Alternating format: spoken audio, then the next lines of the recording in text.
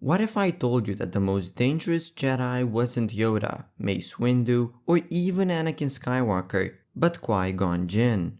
Palpatine outmaneuvered the Jedi Council, blinded them with arrogance, and twisted Anakin Skywalker into Darth Vader. But there was one Jedi he could have never controlled.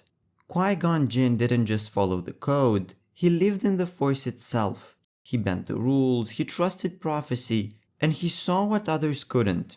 And that's exactly why even Darth Sidious and his master Plagueis may have truly feared him. So today let's dive into the story of Qui-Gon Jinn, the Jedi who lived differently, the father figure Anakin needed, and the one man who could have undone the Sith's plan before it even began. To understand why Palpatine feared Qui-Gon, we first have to understand what made him so different. Qui-Gon was always at odds with the Jedi Council. He respected them, yes, but he didn't treat the Jedi Code like it was holy scripture. For him it was more like a general guideline. Instead, he lived by the living Force. Qui-Gon could surrender himself completely to its will, trusting it to guide him where he needed to be. And that's how he found Anakin. To most Jedi, that trip to Tatooine was just a pit stop to repair the Queen's ship. But Qui-Gon looked deeper. He felt the Force pushing him towards something greater.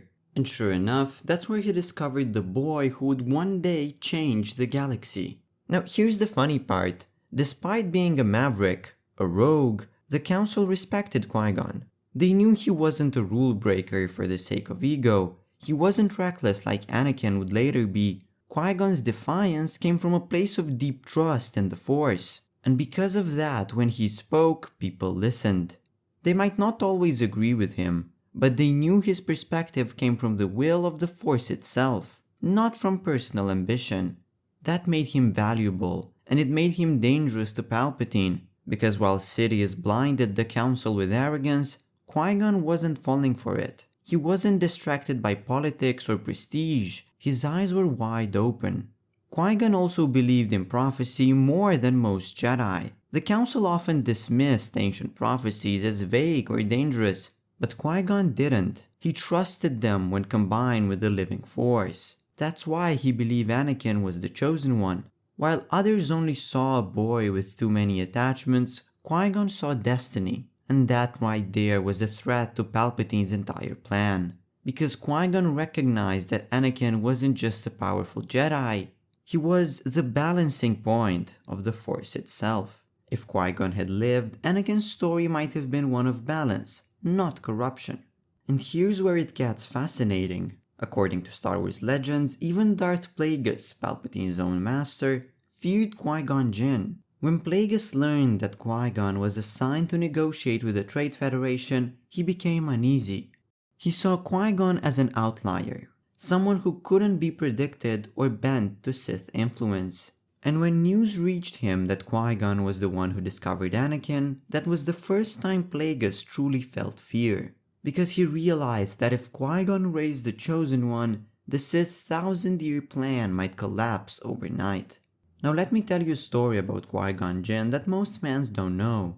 Years before Episode 1, Qui-Gon was sent on a mission to the planet Telos 4, with his Padawan at the time, Xanatos. Qui-Gon believed in the boy, trained him and trusted him, but Xanatos fell to the dark side, betrayed Qui-Gon and left him with a painful scar of failure.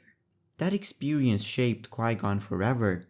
It taught him that not every Jedi could be saved, that the Council's rigid training methods weren't enough, and most importantly, it taught him that love, attachment, and human connection had to be handled differently, not suppressed, but guided. This is what made him so perfect for Anakin. He understood the danger of ignoring emotions, he knew the cost of failing to raise a Padawan properly, and he vowed never to make that mistake again. And that's exactly why Anakin needed Qui-Gon. Obi-Wan loved Anakin, but he was more of a brother. He was too bound by the Council's rules to raise Anakin in the way he truly needed. Qui-Gon, on the other hand, would have been the father figure. He would have let Anakin love Padme openly. He would have guided him through fear instead of telling him to bury it. And if that had happened, Palpatine would have had nothing to exploit, no weakness to twist, no fear to feed on. The Sith plan might have failed before it even began.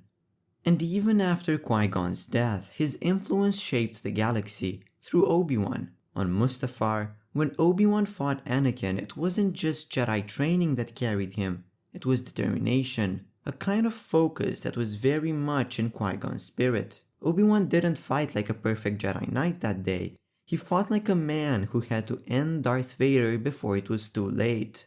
That unshakable resolve was pure Qui-Gon Jinn, and Palpatine knew it. After Mustafar, Sidious admitted, if the Jedi Order had the determination that Qui-Gon and Obi-Wan showed, our plan would have failed. Imagine hearing that from the Sith Lord himself. Qui-Gon Jinn wasn't the most powerful warrior, but he was the most dangerous Jedi to the Sith. He lived only for the Force. He trusted prophecy, and he couldn't be blinded by arrogance the way the Jedi Council was. That's why Plagueis feared him. That's why Palpatine needed him gone. And that's why Qui-Gon Jinn may have been the only Jedi Darth Sidious truly feared. If you enjoyed this breakdown, make sure to hit that like button and subscribe so you don't miss more deep dives into the galaxy far, far away. And if you want to keep exploring, check out my new video, All Imperial Ranks Explained, from Stormtrooper to Grand Moff. It breaks down exactly how the Empire was structured, and honestly, it will give you a whole new perspective on how Palpatine ruled his galaxy. As always, thank you very much for watching, and see you soon.